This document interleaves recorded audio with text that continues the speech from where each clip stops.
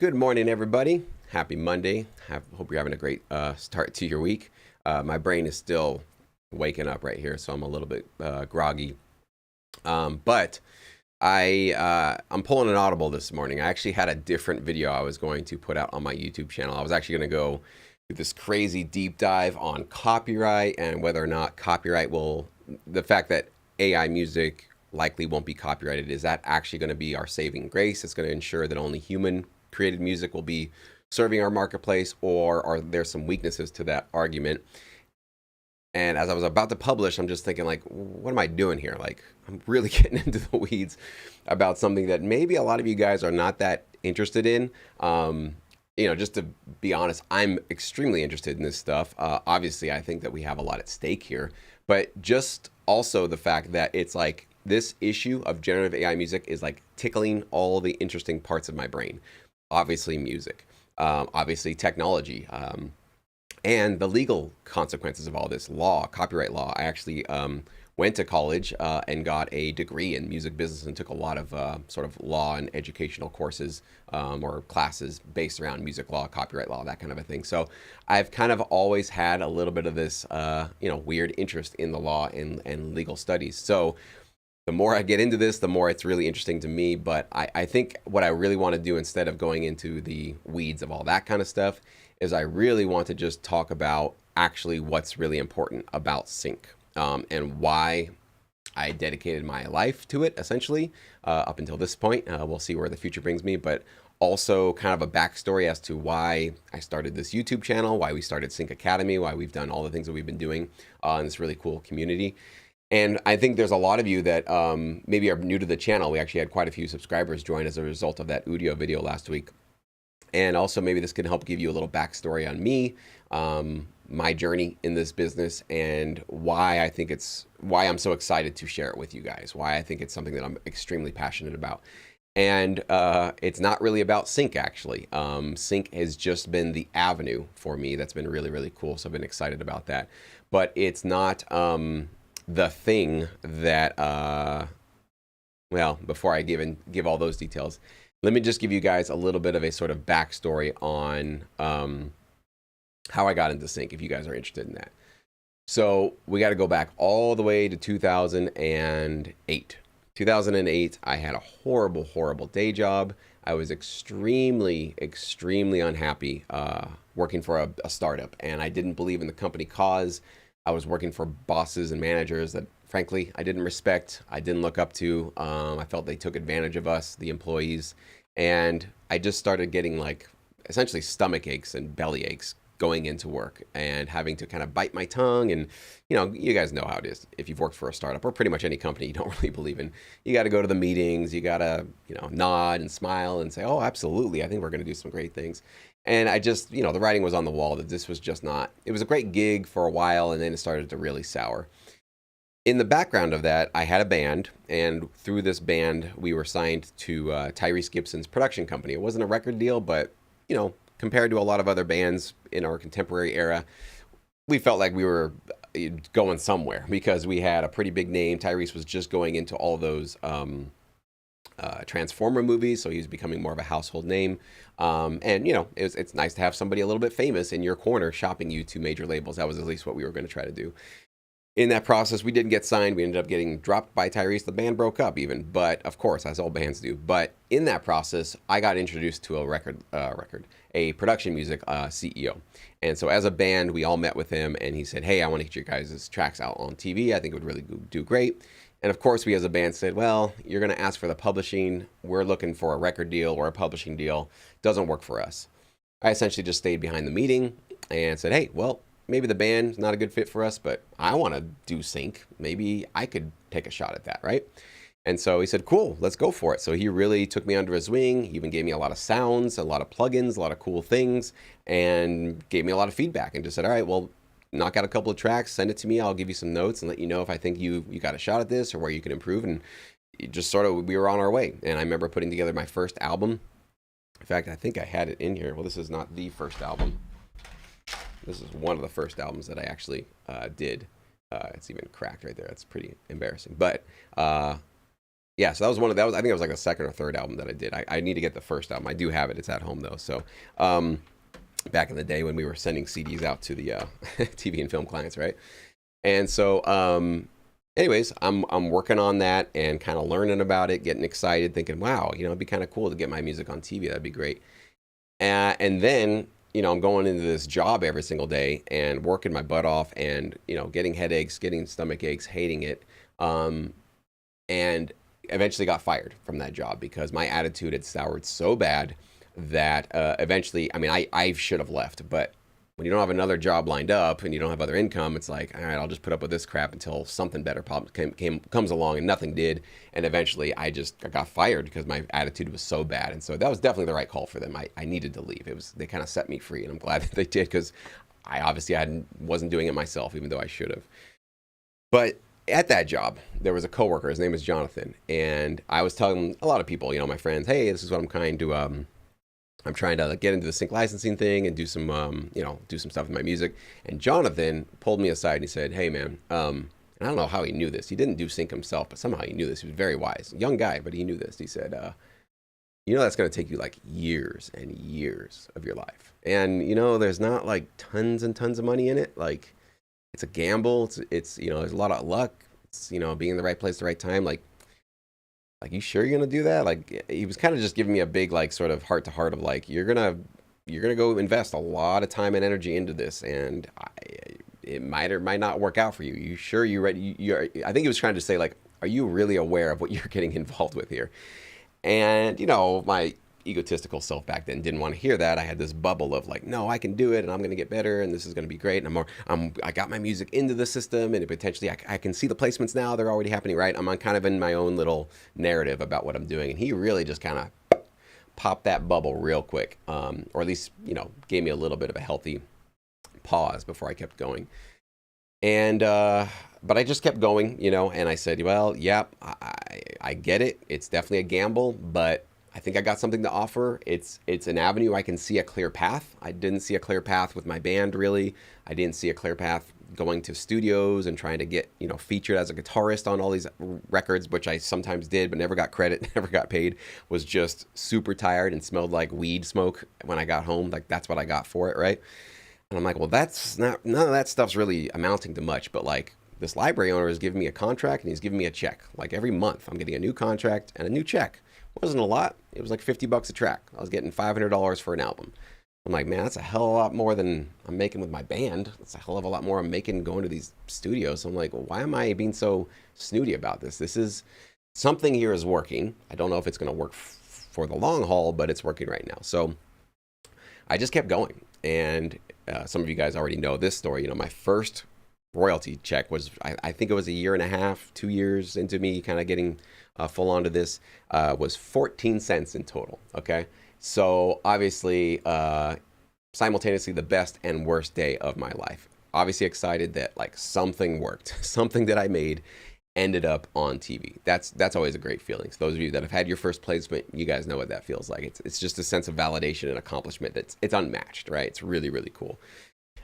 But 14 cents, what the hell? Like that was a year and a half, 2 years of my life. 14 cents. I mean, yes, I was getting the consideration fees. Don't know if I had gotten any sync fees the first couple of years. I don't think I did. But you obviously got to look at that and think like, man, maybe Jonathan was right. Maybe this is just garbage. This is just not worth it. What am I doing? Why am I wasting my time with this? This is just kind of like, maybe I'm a fool. Like I definitely had that thought, that first royalty check, like, boy, I could leave now. I mean, I've put a lot of time into it, but it's not too late. I could go find something else. And I looked around. I remember thinking like, well, what else would I do right now? Like, would I go start a band again? Like, I'm kind of feeling like I'm done with that right now.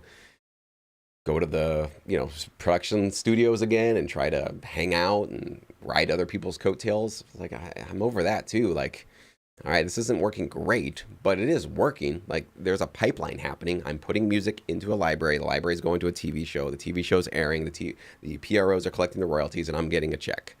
There's a circle here. Something got completed. So I either was crazy, desperate, or stupid enough to just keep going. So that's what I did. And the years went on, and some royalty checks were really pleasantly surprising, jumping up to hundreds of dollars, then thousands of dollars. But then you'd get the next royalty check that'd go right back down to $300. And it's like, oh, maybe Jonathan was right. I got lucky for a couple of those checks. And now the reality of this is just going to be, not that great of a business to be a part of, kept on coming in. And I remember every single time, fork in the road, fork in the road, fork in the road, give up, keep going, give up, keep going, give up, keep going, every single time. And eventually I started to conditioning myself to go like, I don't care what that royalty check says, I'm going. I'm just going to go. And sometimes that worked better than other times. But, as I'm looking back, the years went on, and also on the side, as I was building up my income, I had some video production skills. So I was freelancing, doing a couple of corporate seminar gigs, videotaping, seminars, little odd jobs here and there, helping people put together their actor reels, whatever, shooting commercials, anything I could do to kind of like make ends meet. I'd say in the beginning, it was like 70-30, 70% of my time I was, focusing a lot more on these video gigs that could take a lot of time, but at least they were paying. And then all the free time I had was just devoted to cranking out sync music. So I was working crazy hours, but like a lot of my time had to focus on the things that was paying my bills right then, right? But as the years went on and those royalty checks got a little bigger and some sync fees came in, and I started to kind of get a little bit more, just stability with my income in it, that percentage started to shift a lot more over into focusing on sync licensing. So eventually went to 50-50, eventually 40-60, 30-70. Eventually it was like 20-80 or 10-90. It was like I did like 2 or 3 gigs a year, and it was basically from my best paying client. And she ended up becoming my mentor, which I'm really glad I kept working for her. And she had these like seminars like 2 or 3 times a year. It was like a 2-day event. I would just show up, videotape the thing, audio record it, and create her DVDs for the event.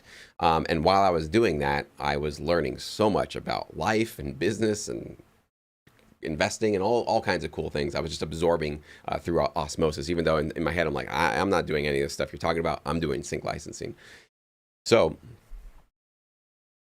zooming out again now to today, after just putting my head down, just grinding it out and just going for it. I'm realizing that I have become somebody that can confidently say that I found a way to turn my love of making music into something that sustained me for my income. And that puts me in some incredibly tiny, small percentage of people on planet Earth. In the US, maybe a little bit of a larger percentage, but still very small. But you zoom out to humanity and how grateful and fortunate I feel to be able to have even experienced that, right? That is freedom. That's really what I think sync gave me. That's the whole point of today's video. It wasn't that I really wanted TV placements or that I wanted my music in commercials or movies. Obviously, that's great. It's a cool feeling. But really, I zoom back out and I'm thinking, like, why did I do all this? It's like I wanted to get away from that job world, right? Working for other people, especially people I didn't respect, especially people whose business vision I just thought was flawed from the very beginning. And I was really just milking it for a paycheck, to be honest. I was like, I have more to give the world than what I'm doing here. And I remember making that promise to myself when I got fired and when I started really focusing on this. I said, I don't care what I do. I will clean toilets. I will sweep floors. I will mow people's lawns. I don't care what I do. I will not ever work for somebody else again. And I made it just a promise to myself that that's what I'm going to do. That is my commitment to myself. That's the level that I expect for myself. And sync was this thing that gave me that. Like, it was just this crazy coincidence, even though I went to college, mind you, studied recording arts, studied music business, never even heard the words sync licensing, I don't think, in my entire career. No textbook, no teacher, no peer, nothing. Had to move to LA and bump into somebody to learn about it, right? So it's just been this gift that's given me freedom, right? And it doesn't mean I just sit around doing whatever I want whenever I want. I mean freedom in terms of it allowed me to find meaning in my work through something that I enjoy doing, making music, and also making sure that I'm serving somebody who needs my music, right? And not just putting music onto the internet and just whatever, seeing what happens, but really going like, hey, no, I'm going to focus my effort today to make your life better. I'm going to serve somebody specifically. It's either the library or it's a direct client or a pitching opportunity or whatever it is. And that freedom is so worth it. All of the headaches, all of the doubt, all of the feeling like I want to give up, all of the anxiety waiting for those BMI and ASCAP royalty checks over the years, all the disappointing royalty checks, all of that stuff. It's so worth it to be able to get to the other side of it and find your freedom and carve your own path out, right? That's what I want to share with you guys on this channel, right? And everything that we do. And with Sync Up, which is our in-person event and virtual event coming up in 2 weeks, June 1st and 2nd. I've been sharing as many positive stories and success stories as I possibly can on this channel. Some of you guys have watched some of those videos. But, you know, just top of my head, Papstar was a member, found my channel, I think in 2019, somewhere around there. And he's going to be at Sync Up. He's going to give this speech in person. Was basically suicidal. Like, the guy lost a daughter. He was losing his marriage. He was losing hope in life. Didn't want to live. Like, just gave up on life. Sync, for whatever reason, reignited and sparked up his love for music again. Some of you guys watching this probably feel that same way. You might have lost your love for music. You heard about Sync and you're like, maybe I should dust off that keyboard. Maybe I should get back into making music. That'd be fun.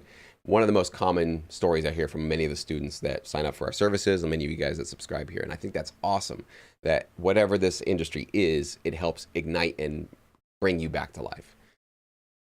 Papstar credits Sync Licensing for saving his life, for taking him off the edge of wanting to give up on everything.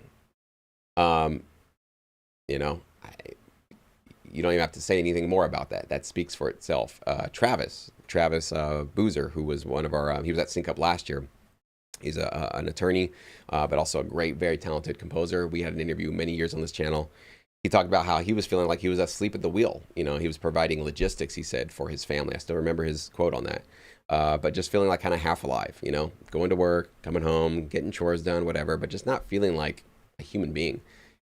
He heard about Sync. I don't know if he found my videos or whatever, but it reignited his love for music and it brought him back to life. And it also helped create a better relationship with him and his kids. His kids were now coming into the studio with him and hanging out with him and watching him play music and all this really cool, amazing stuff. And you know, how do you put a price tag on that? Like that's such a beautiful story. And not to mention, you know, some of the success stories we featured this year. Anthony Crawford, he's also going to be at Sync Up. He's a producer that a couple of years into the business, he's already clearing $20K on his royalties, which is crazy. That's amazing to see somebody, you know, because a lot of people will think, well, if I got started when Jesse got started in 2008, yeah, those were the good old days. I'm like, Anthony got started 3 years ago, 2 or 3 years ago. I still hear these success stories, and also with Anthony's story, not just about the money, but like he was a touring musician, a gigging musician, and he was getting tired of it. You know, he's leaving his family, and he basically said because of Sync, because of the income and the secure royalties he's starting to earn, like he can start saying no to a lot more gigs. I think he said like a third of his live gigs now. He can kind of go like, he can be more choosy. Like, if I'm gonna have to fly all the way to that side of the country for like a 2-day trip or whatever, and I'm gonna be away from my family, it's like, I'd rather work on music right here, be with the family. It's like freedom. That's really like the thread that's going through all of these stories. We can, I think, find freedom in this amazing industry. And I think that's why I'm obviously very interested and concerned and nervous a bit about AI, right? Because on one hand, if AI is going to be this thing that can, you know, take this great, amazing opportunity from us and sort of handle it itself, you know, that's going to be really sad. It's obviously going to be a hard thing for me to grieve, to let go of, and to accept that, like, okay, the thing that, you know, helped me to find some of my freedom in my life might not be there for like the next generation of people to find their freedom in whatever they're going to do. That's going to be the hardest thing for me to let go of. But at the same time, it ain't really Sync that I care about. It's not. It's the freedom, right? So if Sync is no longer the avenue that can get us that freedom, all right, well, we got to be big boys and girls and accept that that's just not it. Again, I'm not saying that that's true or that's going to happen. Again, all these videos I've been putting out lately are saying like, I don't know. I actually don't know what the future is going to be. But if that's where our future is, where we are sort of outsourced by, AI or replaced by AI for a lot of the stuff we do, okay, we got to find where that next avenue of freedom is. I absolutely trust and believe, and I'm confident that it's going to be there. There's just no doubt that when as the world and technology evolves and these new plateaus and these new platforms and these new things come into our world, our economies and our industries just grow. Our demands grow, our interests grow, and our curiosities to kind of do some crazy, weird, interesting things grow as well. So I have no doubt we're going to find whatever that next avenue is, that next path, that next thing. And there might be multiple ones. It might not just be a sync one. It might be multiple ones. But I really do want to just, again, share this story with those of you that are, considering getting into sync. Maybe you're watching this, you're like, it'd be kind of interesting. You guys are being pretty quiet today in the chat, so make sure you're not too quiet. So, if you're getting started, maybe you're nervous, maybe you're not sure if this is something you should be devoting a lot of your time and energy to because of, all the uncertainties. It's kind of one of these weird, interesting things where like your uncertainty that you feel right now in 2024, I almost forgot the year. This is how tired and groggy my brain is, are different than what I felt in 2008, but it's the same feeling. It's the exact same feeling I had back then, which is, I don't know, with Jonathan, my old coworker, saying, I don't know, man, it's going to be a long time. Might not be a lot of money. It's a lot of luck involved. You sure you want to do that? And today you just swap that out with, I don't know. It's going to be, you're going to have all those too. It still takes a long time. There's still luck. There's still, a lot of elements out of our control, but you also have to add in now, what is AI going to do about all this? Is this going to be something that you really want to get involved with? And, I've been trying to really give you guys all the space and support to make that decision for yourself. I don't think there's a right or wrong answer right now. I think if you feel like you've got something to offer this business and you've got a lot of original music that you write and you bring something really cool and unique and interesting, there's still an amazing opportunity in front of us to do well in this business. I absolutely believe that. If you're using loops, you're going to Splice to get your vocal samples or your, or more melodies. You're using a lot of generative AI tools to prompt your music for you. I'll be honest, I don't think this is your best use of time. I think you could probably find other things to do with your music. So, with that being said, you guys can sort of decide what you want to do. So Chad is saying here, Sync saved my life too by training me to create time during the work week to focus on making music. Was only in Sync for a couple of years, but it created this freedom to make music during the week. Cool. So yeah, just Sync was this accidental thing that sounds like it helped you become more intentional with your schedule and with your time. So man, that's really, really cool. So Breezebees, what's up? What are you going to try? You said you're going to try something? I don't know what you're going to try. So, but anyways, guys, that's what I wanted to share with you today. It's not a big deal, not a big video one, but I think it's, I should take that back. It is a big deal. This kind of stuff I think is the point of what I'm doing here. It's sort of my why. Like, why am I doing this? Why am I talking so much about AI? Why am I so interested and concerned about it? That is the why. And I guess I'll leave you guys with this one. I really do think of the people in this industry that have enabled and helped me to get to where I am, and all the people that are making their full-time income and their job right now, the library owners I've gotten to know, the producers, the composers that are really relying on this business to do well. Like, I feel like they're on my team. They've done so many great things, amazing things for me. And I feel like it is a great responsibility and honor for me to try to look out for us as well. So that Udio video, it's a part of that. A lot of the things I've been doing in Sync Academy, trying to prepare us for this, and all these videos that I'm putting out on this channel, it's a part of that too, to try to sort of say, hey, I care about you guys. Like, I know it's obvious that like most people don't do this full time. Like, obviously I know that. And that's why I say, it's like what, 3 to 5% probably are going to do well in this business. And that's what I mean by like full-time status, 3 to 5%. And these days I'm going to bump that even lower, or take that down even lower. Maybe it's more like 1 to 2%. It's a small number, but I did do it, guys. And I know people that did do it as well, and I've interviewed them on this channel, and it is possible. It's still this just amazing dream, and it's still this amazing channel that can provide this thing for us. And I think it's worth it. And I think it's worth defending. I think it's worth speaking out against, or not speaking out against, but doing anything we can to try to steer our future in a way that really keeps this pathway open for the next Jesse, right? The next Chad, the next Papstar and Anthony and Travis and all the people that have have been going and doing well in this business and finding a little taste of freedom for themselves. That's really what this is all about. So I'm gonna pop off now. I got a couple of calls and things I got to take care of today, but thank you guys so much. If you still want to see that video about copyright, you got to comment below. You guys are gonna have to ask me for that, because after I watched it, I was like, I don't know if anybody's really going to care about that. But if you are interested, you can comment below, let me know. Maybe I'll respond to that one. But other than that, have a fantastic rest of your Monday, and some more really cool stuff coming soon. And of course, we're gearing up for Sync Up. Tariq, why is that percentage so low? I think that percentage is so low probably for every single industry. I don't think it's just about sync licensing. You know, you look at like how many musicians make full-time living from anything in music, not just sync. It's probably the same, right? It's a tiny percentage. How many startups succeed, right? How many tech startups succeed? Probably the same. It's most things fail, you know. And a lot of there's so many variables. It'd be great if I could just point a finger to say like, well, it's talent. Yeah, I've seen people that don't have tons of amazing talent do great in this business. You could say, well, it's just luck, being in the right place at the right time. Definitely plays a role in it, but you know, I can be honest, like for me, it was consistency, showing up, being there every single time, even after I had disappointing royalties, even after rejections, and then being basically desperate, crazy, or dumb enough to keep doing it. That's the truth. It's not my talent. Like, I've got some talent. I've got something to offer, but I'm not the best, right? I don't have the most amazing chops for production music or anything like that. Decent, for sure. Yeah, maybe a little above average. I put myself in that category, but not the best. In fact, every catalog that I've been a part of, I am not the best composer that have the tracks that sound the best on their catalog. I've never been that guy. And a lot of it has to do with these days with a lot of the great opportunities I'm getting for placements, like the theme placement for MLBN and all that kind of stuff. That's relationships. And you'd say, oh, okay, yeah, it is all about who you know. True.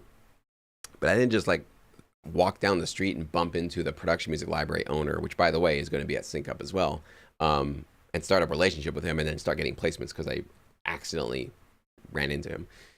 We created our relationship back in 2017. So what, 7 years ago? And we've been just working together slowly over the years. And it took 7 years before this opportunity popped up. He had built enough trust up in me and our team. And he said, hey, I want you to start working with us. We've got this great opportunity. This is going to be for a small number of our composers and producers, and I want you included on this. Take a shot at it. So it's luck, yes, that I got the opportunity, but that was me showing up for 7 years, consistently going, yes, sir, I'd like another, right? So showing up. 90% of the work, just showing up considered is really it. So, and Tariq, you've been doing music 20 years and want to get into sync, yeah. Well, definitely go if you create your own 100% of music, original chords, original leads, all that kind of stuff. You got like your own little thing going on, your own little sonic signature, and you can really focus and niche down into one style. Absolutely, I think it's totally. There's still amazing opportunities to be had. I'm getting some of the best placements of my career right now. So, you know, I'm not going to tell you guys that the good old days are over. I'm seeing some great things happen, but just like back then, just like now, our future is uncertain. So just word to the wise. You know, one of the reasons why I made that recent video saying like, you don't know how AI is going to impact sync and neither do I, is because if you are going to follow my advice about sync licensing, like either just here on the channel, or if you sign up for Sync Academy, or you come to Sync Up, you stream it, or you come up in person, I need to be letting you know also what I think are the potential risks in front of us. What could potentially be something that would disrupt us. I don't feel good about, you know, showing you everything about sync licensing, how it's done well for me, and yet I sort of downplay, ignore, don't take seriously a potential iceberg right in front of our boat, right over there, right? So that's why I say this stuff. It's not to try to depress you guys. I really know that some of you probably do get depressed and anxious when I talk about it, and I'm sorry.